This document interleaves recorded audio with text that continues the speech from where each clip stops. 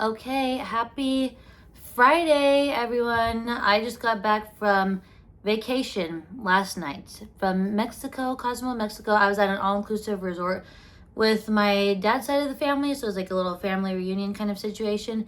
And I just wanted to give you guys an update on my reverse diet because I believe I'm about 7 weeks into it now.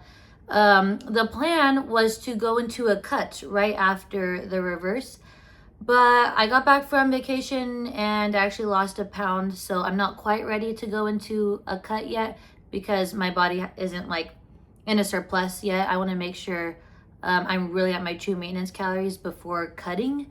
So I don't want to do that prematurely, even though I feel very ready to cut and I would like to, but I'm gonna wait it out a couple more weeks. So yeah, I'm at 1860 calories right now. So in 2 weeks, I'll probably be around like 1920, 1950 calories. So I'll keep you guys updated on that. And then I'll go into a cut, and I'm 126 pounds right now, and I'm 5'5". And I really just want to cut until I feel like my best and like the most toned. So I'm not sure exactly what that number is going to be until I'm doing it, but I believe around, I imagine like 122, 123-ish. So I don't have like a lot to cut. So my deficit won't be very long. It'll probably be like 4 or 5 weeks at the most, I imagine. So we'll see like my weight at the end of this reverse and then go from there. But it is so interesting, like how scared I was to do this reverse in the beginning and how much your brain can adapt to things and how much you can get comfortable with something if you just push through long enough. I still have moments of discomfort for sure with this whole process, but like mostly I'm so much more comfortable than I was in the beginning, because in the beginning I was like, I really don't want to increase my calories and like potentially gain weight and all that stuff. And even being on the trip, like vacation right now, I'm like, ugh, I don't want to feel bad. And like, it was hard for me to just like continue eating more while on vacation because like I want to feel good, like I'm in a bathing suit the whole time and whatever. But I just keep telling myself to trust the process. So honestly, that's what I've been doing. And yeah. And we've come this far, so I'm not going back now.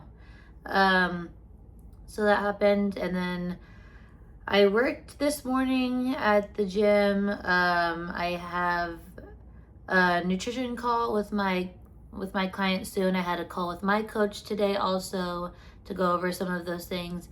And then yeah, so do I have any more updates? I did go down 2% body fat recently, about 6 weeks into this whole process. So like I was like the same weight but down 2% body fat.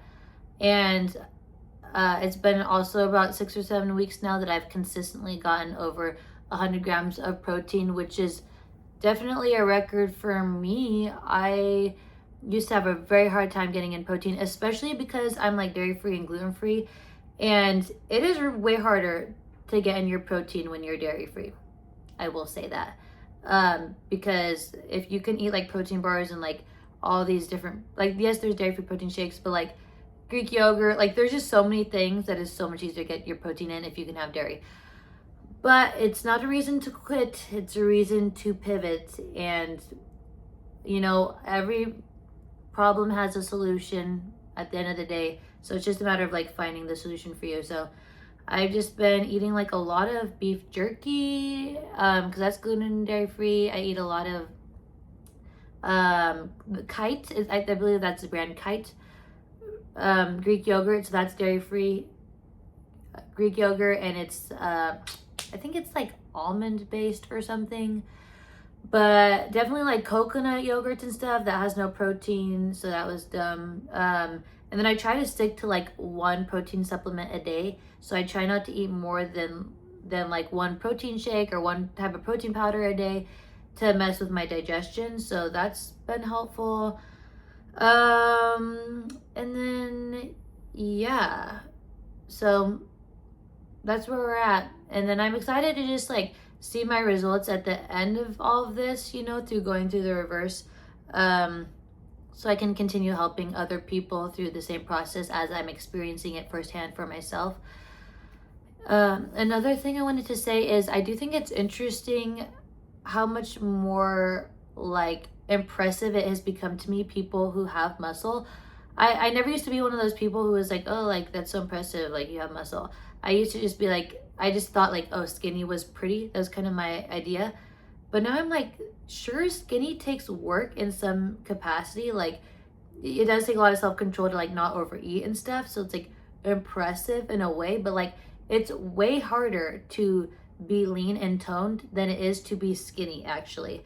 After going through this process and after like working out, doing strength training consistently, I have just way more respect for people who actually have muscle on them. So that's been like an interesting mindset shift because my whole life I've just been like, oh, like skinny is attractive, and now I'm just like, is it? Like, I mean, it, like everyone's beautiful, whatever, in their own way. It's just not like I don't idolize it like I used to, like just being skinny. It's just, yeah, my mindset is changing, which I think is a good thing because aside from aesthetics or anything like that, like literally having muscle is so good for you long term and is so beneficial for just as you age, you know, because women, we lose like a lot of muscle every decade or something. I don't know the percentage, but we lose a good amount. So it's just really important. It keeps you way healthier. So yeah, and apparently like having strong legs is good for brain health. I don't know, there's all kinds of facts. But yeah, I'll keep you guys updated as I continue. But again, 2 more weeks and then I should be going into a cut.